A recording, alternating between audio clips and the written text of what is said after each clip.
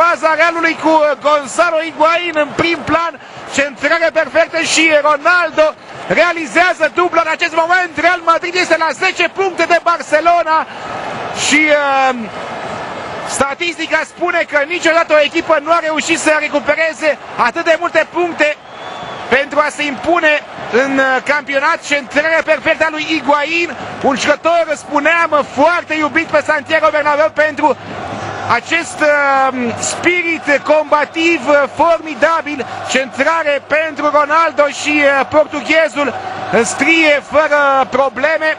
Până acum Ronaldo nu marcase deloc contra lui Levante în 3 partide în Primera División. Acum iată reușește dubla prin care Real Madrid revine de la 0 la 1 la 2 la 1 Levante cu un om în minus. Realul poate să își extindă acest avantaj pentru că echipa lui Juan Ignacio Martinez pare căzută la pământ din punct de vedere al moralului.